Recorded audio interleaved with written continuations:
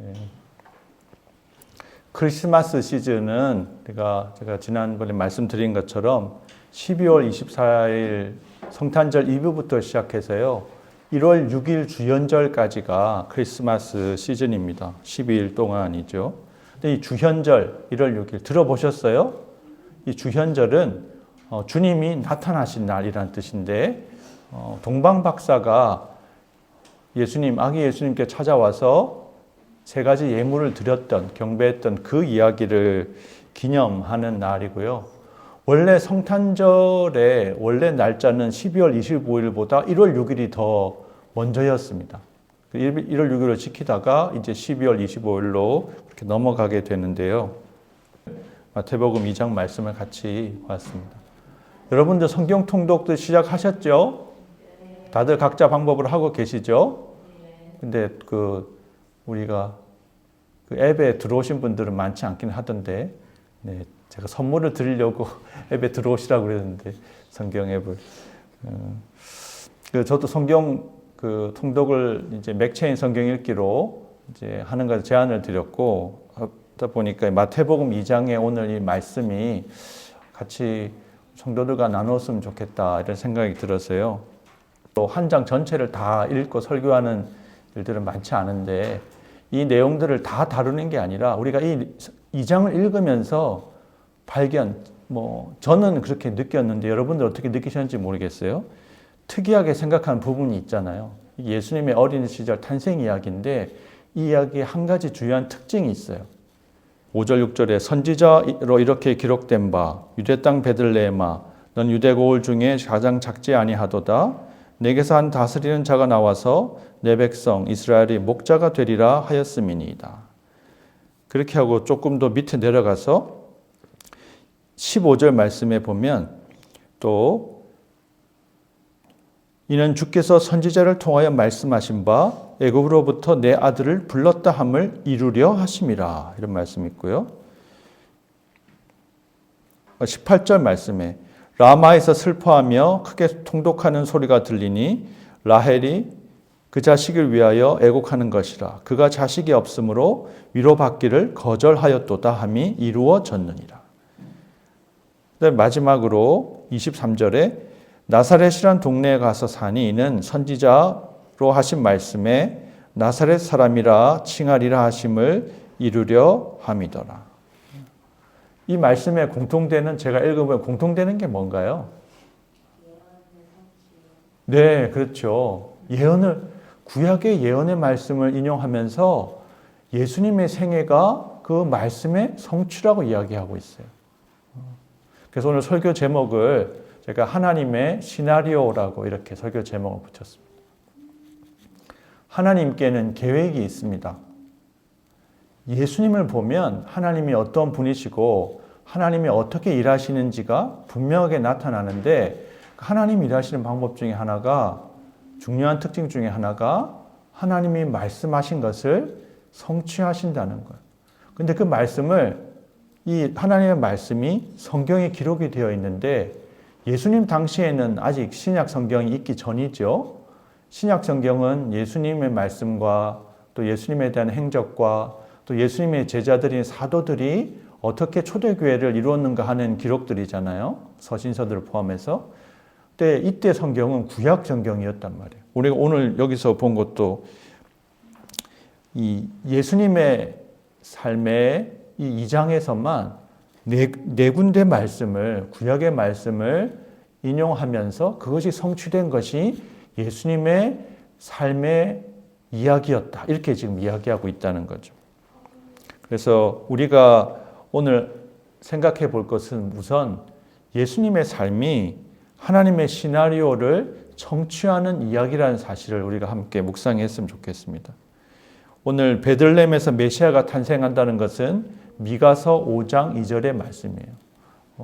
동방 박사들이 예루살렘에 도착해가지고 유대인의 왕이 어디 나셨나 이렇게, 당연히 그들은 유대인의 왕이니까 현재 왕의 아들 좀 되나 보다 이렇게 생각했을 수 있을 거 아니에요?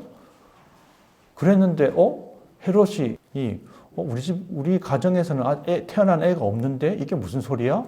이러면서 순간적으로 어떻게 떠올렸는가 하면 혹시 이거 반역이 획책되고 있는 게 아닌가 이런 생각을 한 거죠. 이 헤롯이라는 사람은 헤롯 대왕은 이두메 사람으로 사실 로마의 배경은 뒤에 없고 이 정권을 유대를 차지한 인물이거든요. 근데 이 사람이 굉장히 잔인한 인물로 알려져 있어요. 자기 정치적 성공을 야망을 위해서 서슴없이 결혼도요.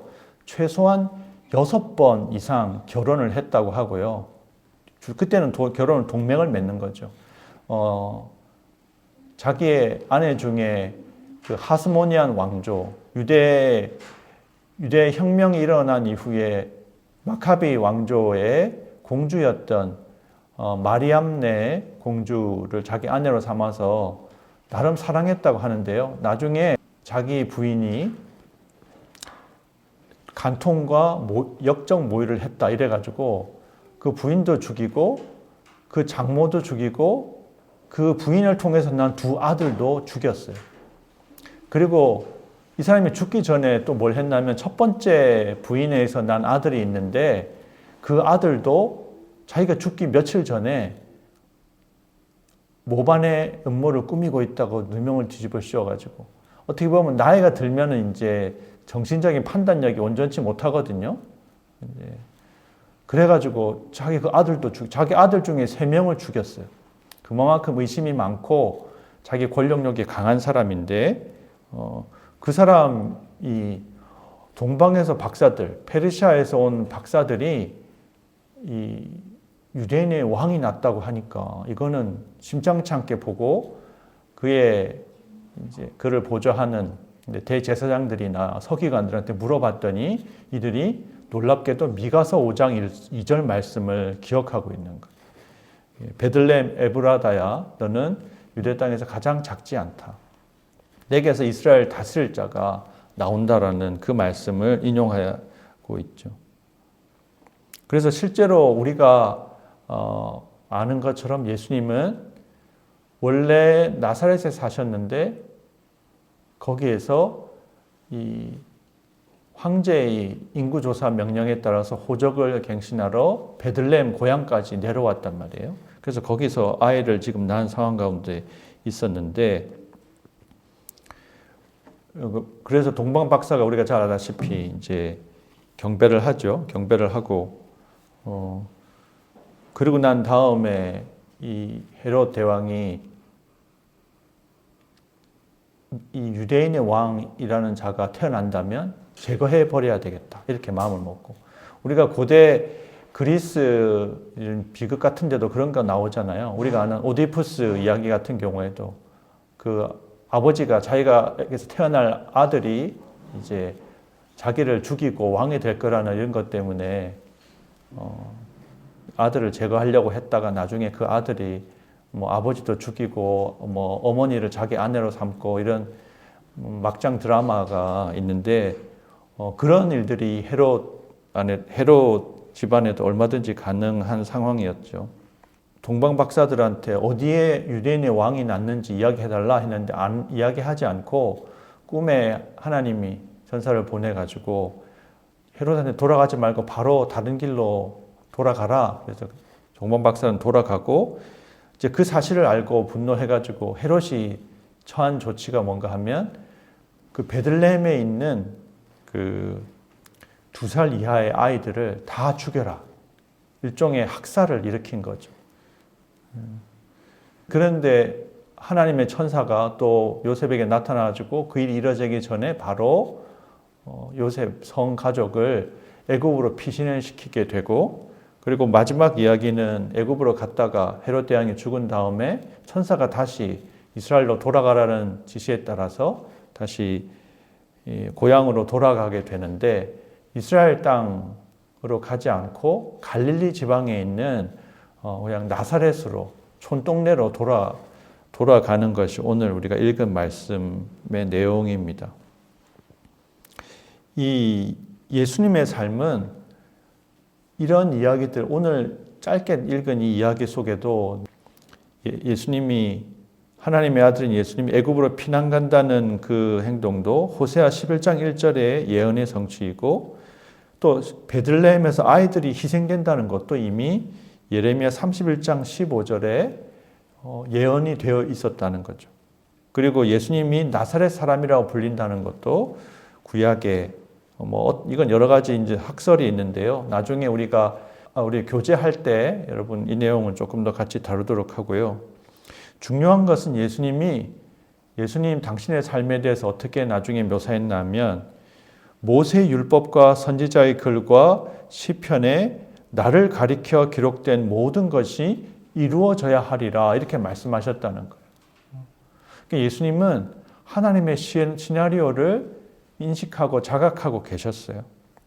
예수님의 삶에서는 오늘 말씀에서도 이 모든 일이 된 것은 주께서 선지자로 하신 말씀을 이루려 하심이니 이렇게 말씀하셨는데 예수님은 나중에 예수님의 삶을 돌아보니 구약의 성취였다 이렇게 하는 정도가 아니라 의식을 가지고 의식적으로 하나님의 뜻을 행하고 하나님의 말씀대로 하려고 했다는 거예요. 요한복음 4장에 보면 예수께서 이르시되 나의 양식은 나를 보내신 이의 뜻을 행하며 그의 일을 온전히 이루는 이것이니라. 예수님은 그냥 밥 먹는 것보다 하나님의 뜻을 이루는 게 더 자신을 만족해 하는 일이라고 말씀하신다는 거죠. 또 예수님이 예언의 성취에 관해서 더 예언이 많은 부분이 어딘가 하면 바로 예수님이 순환받으시고 십자가 지시는 장면이거든요. 그때 마치 도둑을 잡는 것처럼 로마의 병정들이 와서 예수님을 체포해 갈 때 이렇게 말씀하세요. 내가 만일 그렇게 하면 이런 일이 있으리라 한 성경이 어떻게 이루어지겠느냐. 자기를 체포하는 장면에서 제자들이 저항하고 되어들려고 그랬는데 그렇게 하지 말고 순순히 끌려가게 내버려 두라는 거예요. 이렇게 함으로써 도살장으로 끌려가는 양처럼 이사야 53장에 나오는 그런 모습으로 예수님이 자기 자신을 그렇게 드리는 것을 성경을 이루기 위함이라고 말씀하고 계시고요. 그리고 또 이 사건을 묘사할 때도 이렇게 된 것은 다 선지자들의 글을 이루려 함이니 이에 제자들이 다 예수를 버리고 도망하니라. 예수님도 그렇게 말씀하셨고 이 사건을 기록한 제자도 마태도 그렇게 이 사건을 기록하고 있다는 거죠. 우리가 살아가는 세상은 어떻게 사는 것이 바람직하고 좋다고 이야기하나요? 네 인생의 주인은 너다. 네가 네 인생의 이야기를 만들어가는 거다. 네가 네 인생을 주인이 되어라. 누가 너에게 말하는 거, 부모님이 말하든지 선생님이 말하든지 아니면 누가 말하는 거 듣지 말고 네가 주체적으로 인생을 살아가라 이렇게 말씀하시잖아요. 이런 이야기를 여러분 많이 듣고 사시죠. 근데 예수님은 완전히 다르게 살았어요. 하나님의 뜻이 뭔가, 하나님 원하시는 뭔가, 하나님이 하시는 걸 보고 예수님도 따라 하시고 그렇게 말씀하시거든요. 또 하나님이 주신 말씀을 예수님은 또 전했다고 이야기를 하시는 거예요. 어떻게 보면 우리가 보통 이제 다 큰 성인이 남자인데 엄마 어떻게 할까? 이렇게 늘 매사에 물어보고 하는 사람이 있다고 해보세요. 그런 사람 뭐라고 부르죠? 마마보이. 네, 마마보이라고 하잖아요. 마마보이는 별로 좋게 보이지 않아요. 근데 예수님은 파파보이예요. 하나님 보이. 하나님이 원하시는 거에 마음이 온통 가 있다는 거예요. 근데 현대인들한테는 이런 예수님의 모습이 잘 이해되지 않아요. 납득이 되지 않아요. 근데 예수님이 이 땅에 오셔서 인간의 삶을 사신 이유는 사람이 어떻게 살아야 되는지를 우리에게 보여주시기 위함이었거든요. 사람이 어떻게 살아야 되느냐? 하나님과 아주 긴밀한 관계 속에서, 사랑의 관계 속에서 하나님을 드러내고 하나님의 뜻을 성취하는 삶을 살도록 이 땅에 인간을 주셨다는 거예요. 인간이 하나님의 형상으로 지음받았다는 것은 바로 그런 의미거든요. 근데 세상은 지금 네 마음대로 살아라. 네가 자유롭게 살아라. 누가 신한테 매이든 다른 사람한테 매이는 것은 미성숙한 것이고 어리석은 것이라고 이야기하지만 예수님이 보여준 모습은 그렇지 않다는 거예요. 세상 사람들은 하나님이 역사의 주관자가 되신다는 사실, 하나님이 창조주시고 역사의 주관자가 된 사실을 알지도 못하고 믿지도 않기 때문에 그렇죠. 근데 하나님 믿는다는 우리들은 어떻게 해야 되겠어요? 예수님의 삶을 보니 하나님의 시나리오를 성취해가는 삶이었기 때문에 우리도 또한 그래야 되겠다라고 생각하는 것이 당연하겠죠. 근데 우리가 그러면 한 가지 질문을 할 수가 있어요. 하나님이 그러면 모든 것을 다 계획해 놓으셨나? 여러분이 여기 예배당에 오는 것 하나님이 다 계획해 놓으셨을까요?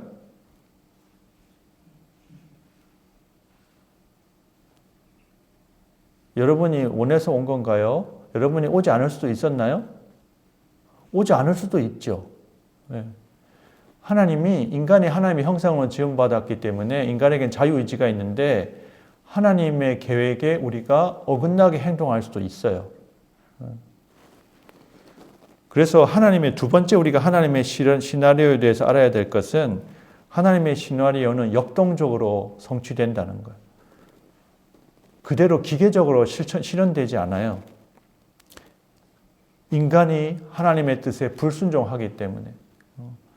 우리가 최초의 인간이 아담과 하와가 에덴 동산에서 하나님의 계획과 다른 행동을 했잖아요. 그게 뭐였죠? 선악을 알게 하는 나무의 열매를 하나님 먹지 말라고 그랬는데.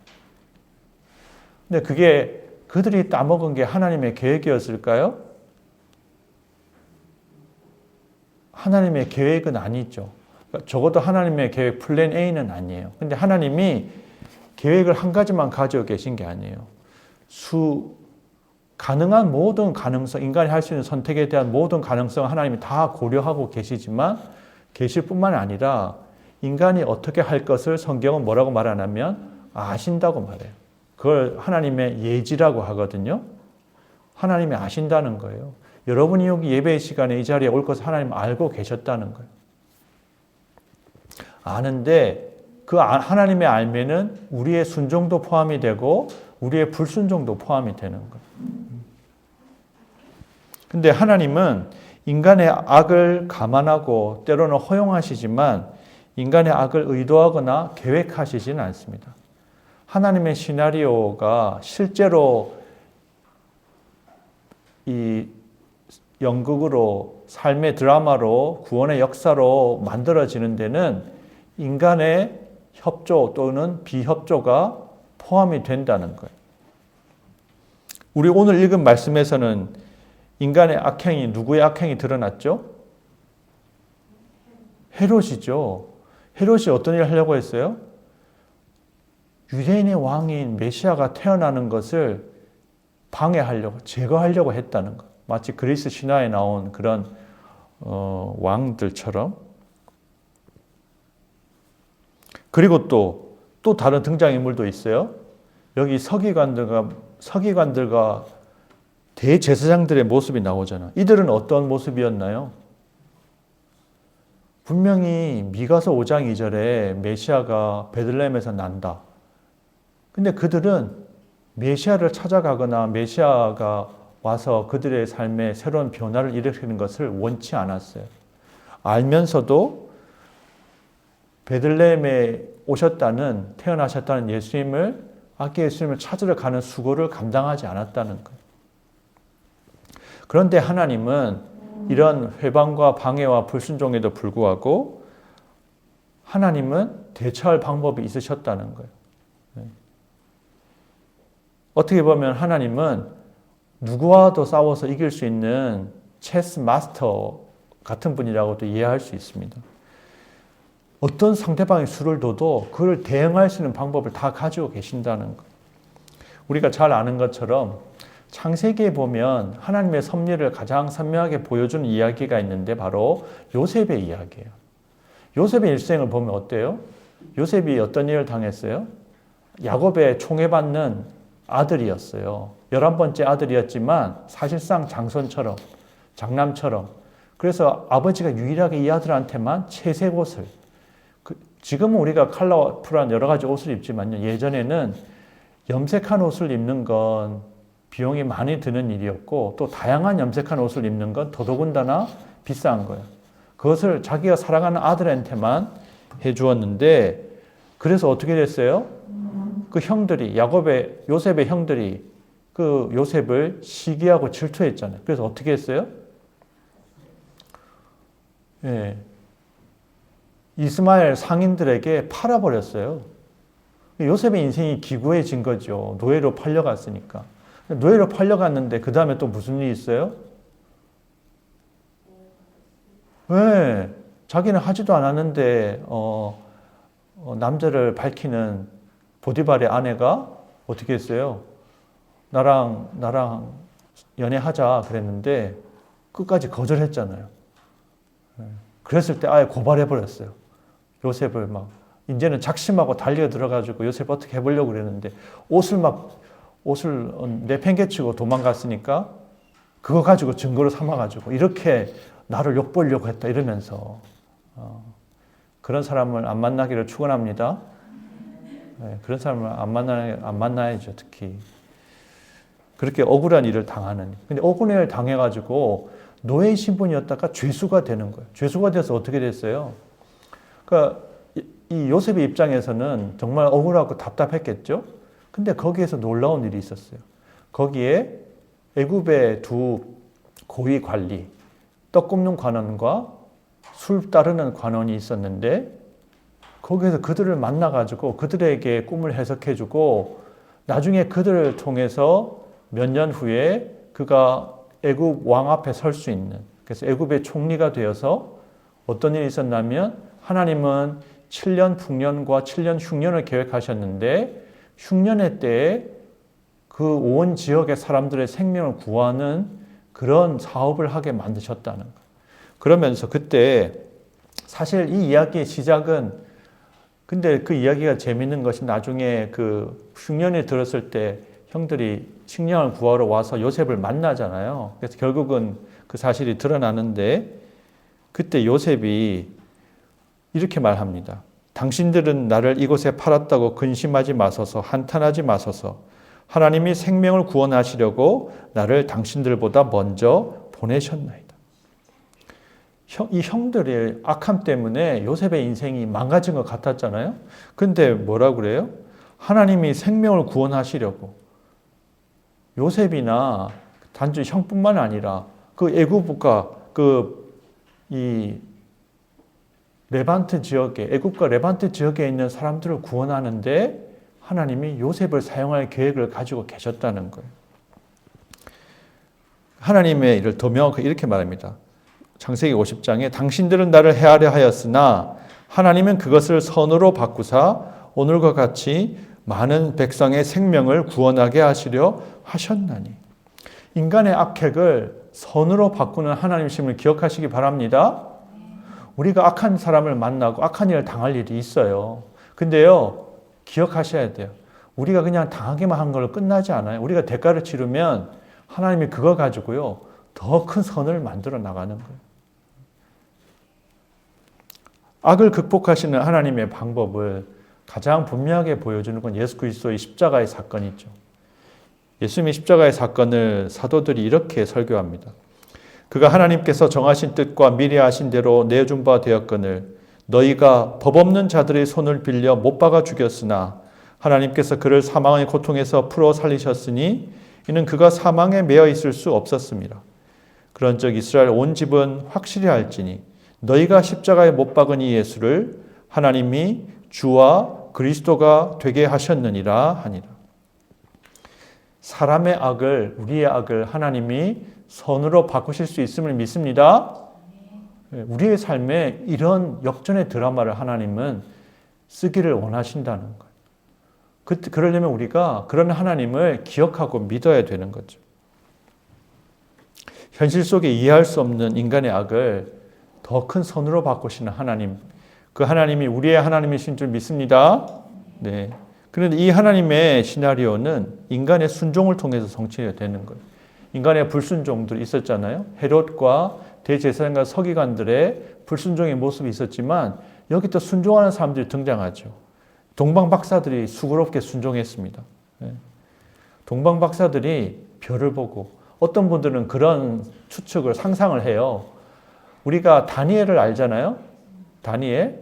근데 다니엘이 그 당시에 페르시아의 박사들의 대장이었거든요. 스승이었으니까 다니엘이 전한 메시아, 예수님에 대한 메시아에 대한 이야기가 그 대를 이어서 몇 대를 이어서 전해져 가지고 그것을 배운 박사들이 그것을 예언을 기억하고 있었는데 별이 나타나서 그들이 한 일 중에 가장 중요한 것이 이 천체를 관찰하는 일이었는데 특이한 징조가 있는 별이 나타나서 그것을 따라서 그 예언에 따라 메시아를 경배하러 왔다. 이렇게 그거는 이제 역사적인 근거는 없지만 정황적으로 충분히 가능한 상상이긴 하죠. 그래서 동방 박사들이 천 몇백 킬로가 되는 어디서 왔는지에 따라 다른데요. 이 동방 박사들 세 사람이 다 다른 데서 왔다. 페르시아에서도 오고 이디오피아에서도 오고 이렇게 설명하는 분도 있는데 동방 박사들 마음에 내가 메시아를 유대인의 왕이지만 그 오랜된 예언의 성취를 내가 보러 직접 가야 되겠다. 마음을 먹고 가게 그 수고를 감당했다는 거예요. 빌립보서 2장 13절에 이렇게 말합니다. 너희 안에서 행하시는 하나님이시니 자기의 기쁘신 뜻을 위하여 너희로 소원을 두고 행하게 하시나니. 하나님이 우리 속에요. 선한 소원을 두세요. 어떻게 살아야 되겠다. 내가 어떻게 살기를 원한다. 근데 그게 하나님의 선하신 기쁘신 뜻을 이루기 위한 소원을 품고 그리스도인 안에 주님이 역사하신다는 거예요. 올해 여러분의 삶에 이런 역사가 있기를 축원합니다. 하나님의 기쁘시게 하기 위해서 내가 선한 소원을 품고 동방 박사들처럼 그렇게 여정을 떠나시는 저와 여러분 되기를 축원합니다. 또한 부친 요셉의 순종을 한번 보세요. 요셉은요 정말 속이 깊은 사람이에요. 네. 처음에 자기가 오해받을 오해를 감당하는 거죠. 동정녀 잉태, 성령으로 잉태되었지만 누가 그거 믿어주겠어요? 요셉은 천사가 와서 말했으니까 또 마리아도 직접 천사한테 들었잖아요. 근데 다른 사람들 그거 믿겠어요? 여러분한테 천사가 나타나서 말하면 그걸 누가 주변 사람들 말하면 사람들이 믿을까요? 나한테 천사가 나타나서 말해야지 믿지. 못 믿는다고 그럴 거예요. 근데 그것을 묵묵히 감당했잖아요. 그리고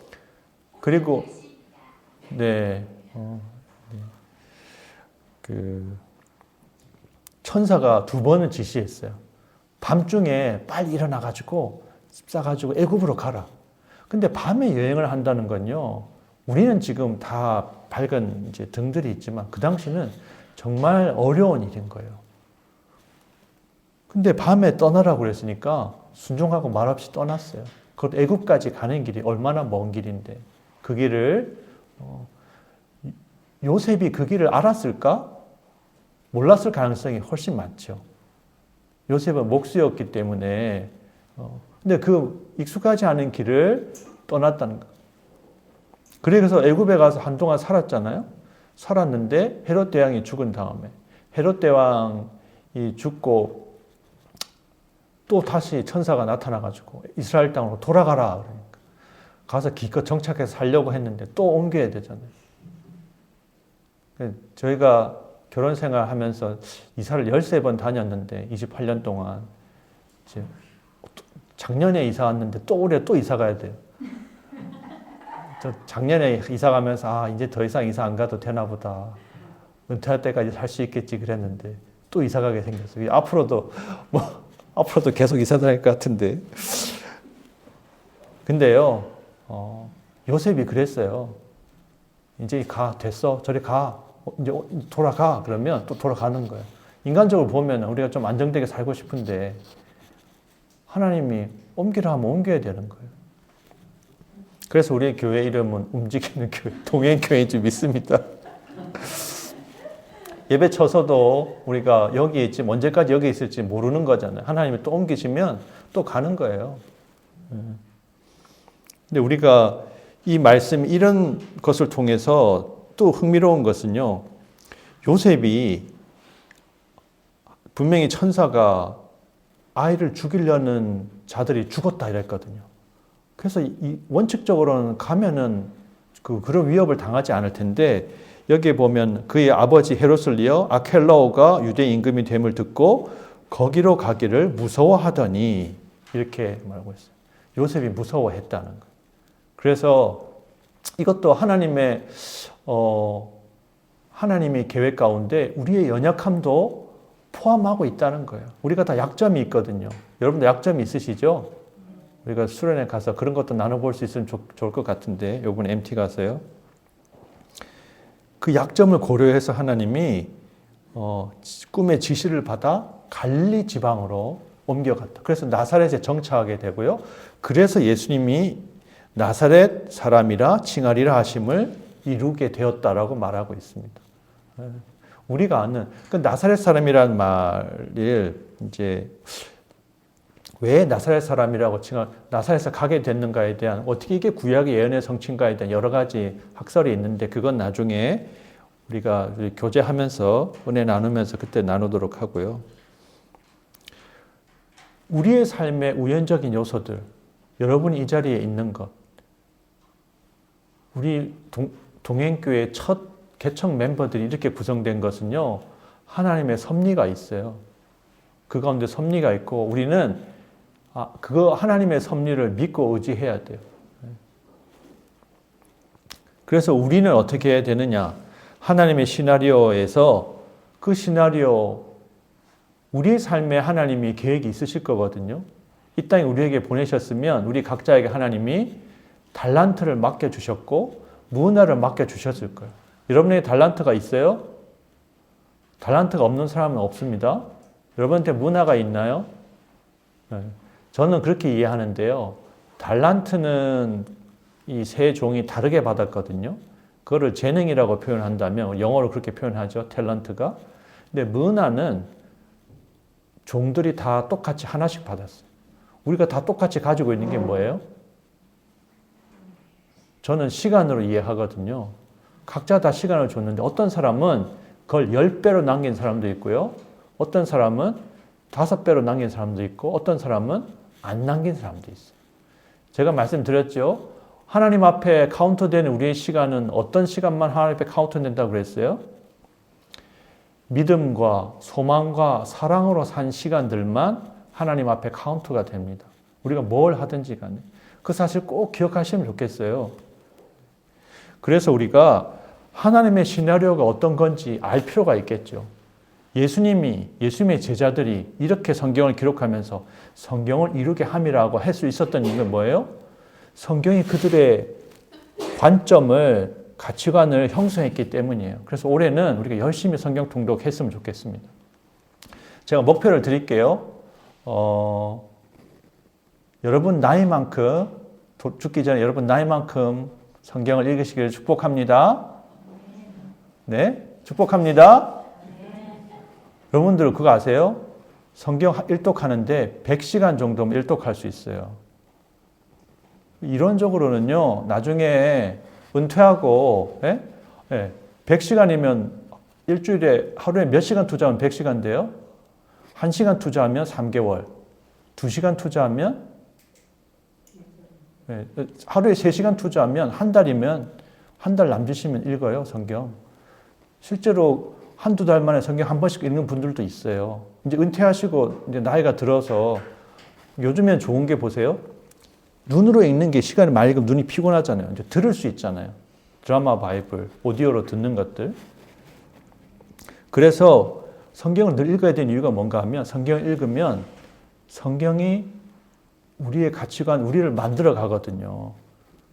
하나님의 말씀이 날마다 우리에게 쌓여지면, 이게 하루 이틀 만에 되는 일은 아니지만, 그러면 우리가 주님이 나에게 원하시는 게 뭔지를 깨닫게 되고 알게 된다는 거예요. 성경은 읽으면서 어느 개별 패시지는 구절들은 우리가 이해가 안 되고 이럴 수 있는데요. 그냥 우리가 먹는 거를 계속 읽다 보면 그게 우리 속에 하나님의 뜻을 알게 해주고 깨닫게 해주는 경험이 된다는 거죠. 예수님 그러셨잖아요. 예수님이 그렇게 사셨어요. 아들이 아버지께서 하시는 일을 보지 않고는 아무것도 스스로 할 수 없나니. 날마다 하나님 말씀을 읽고 하나님의 뜻을 구한다는 건 우리가 철저하게 주님을 믿고 신뢰한다는 표시이고요. 그럴 때 우리의 삶에 하나님의 계획이, 시나리오가 실현될 줄 믿습니다. 또한 그러려면 읽는 것으로만 끝나면 안 되겠죠. 뭐 해야 되겠죠? 순종해야 되겠죠. 하나님께 순종해야죠. 에베소 2장 10절 이렇게 말씀해요. 우리는 그가 만드신 바라 그리스도 예수 안에서 선한 일을 위하여 지으심을 받은 자니 이 일은 하나님이 전에 예비하사 우리로 그 가운데서 행하게 하려 하심이니라. 우리의 순종을 생각할 때 여러분 뭘 생각해야 되냐면 우리가 순종할 때 성령님의 뜻을 따르는데 그리스도 안에서 순종하는 거예요. 우리의 삶은 어떤 점에서 모양이 다르지만 각자 다 예수 그리스도의 삶을 이 땅에서 부분적으로 재현해내는 겁니다. 성경의 이야기가 우리의 삶에 반복되어져요. 그리스도인들은 다 그렇게 신앙생활을 했어요. 성경을 읽으면서 성경의 인물들 좀 살려고 때로는 베드로처럼 회개하기도 하고 바울처럼 헌신하기도 하고 바나바처럼 나누기도 하고 성경의 인물들이 우리에게 우리가 큰 바위 얼굴이라고 여러분들 이야기 알잖아요. 호돈, 나다네엘 호돈의 큰 바위 얼굴의 내용이 뭐예요? 그 주인공 아니스트가요. 늘 저기 큰 바위 얼굴처럼 보이는 바위를 보면서 야 저런 사람이 우리 마을에 나타났으면 좋겠다 그랬는데 나중에 어니스트 그 자신이 그런 모습이었다는 것을 사람들이 알게 돼요. 그리고 오늘 우리가 말씀에서 본 것처럼 예수님과 함께 순종해 나간다는 것. 예수님과 함께. 우리가 주인공이 아니고요. 예수님이 주인공을 사실 기억하시면 좋겠어요. 세상은 네가 돋보여야지 그러는데 우리 그리스도인들은 예수님이 돋보이는 거예요. 예수님이 드러나는 거 목적이에요. 근데 왜냐면 예수님이 하나님의 형상이거든, 온전한. 그래서 우리가 인간이 하나님의 형상을 지음받았는데 예수님을 닮아가면 닮아갈수록 우리다운 존재가 된다는 거예요. 그래서 신기하게 천국 가면 그래서 형제 자매야 다 닮아 있어요. 하나님 닮아 있고 예수님 닮아 있어요. 그렇다고 해서 다 똑같이 그 복제인간처럼 그렇게 생겼다는 게 다 다르게 생겼어도 다 하나님 닮고 예수님 같은 모습이라는 것을 기억하시면 좋겠습니다. 근데 예수님 따라가는 길, 성경에 나온 이런 이야기에 순종의 주인공이 되는 일은 따라해 보세요. 조금 힘들다. 때로는 많이 힘들다. 네, 근데 불가능한 건 아닙니다. 요셉이 갈 때 얼마나 막막했을까요? 요셉이 애굽으로 갈 때 상상해 보세요. 그 밤에 야반도주 해봤어요? 네. 그 막막한 길을 그래도 갔어요. 하나님이 가라고 했기 때문에 망하지 않는다는 거예요. 길이 있는 거예요. 찾아갈 수 있어요. 우리 인생에 때로는 이해가 안 되는 부분이 있어도요. 우리 인생의 작가이신 하나님을 신뢰했으면 좋겠어요. 우리 인생이 천국에 보면 다 인생 극장처럼 다 이렇게 찍혀 있을 거예요. 영훈 형제의 삶의 인생이 어떻게 찍혀 있을까요? 제가 동행교회 와서 감사한 게 저는 제 설교를 따로 나중에 보거나 막 이렇게 개선할 노력을 안 했거든요. 근데 여기 와가지고 이거 영상을 편집해야 되잖아요. 그래가지고 제가 제 설교를 매번 들어요. 보는데 그러면서 나중에 천국에도 우리의 모습이 다 기록되어 있을 텐데 그 모습 보면 내가 어떤 생각이 들까? 이런 생각이 드는 거예요.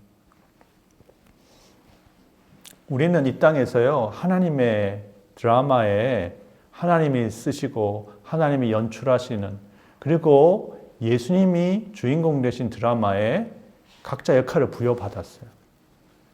우리 그 역할을 잘 감당하시기 원합니다. 연말이면 그 무슨 상 해가지고 막 상 주잖아요. 방송가 이런 데서. 우리 천국 가서 다 크고 작은 상들 받으시는 우리 성도들 되시길 주님의 이름으로 축복합니다. 네, 기도하겠습니다.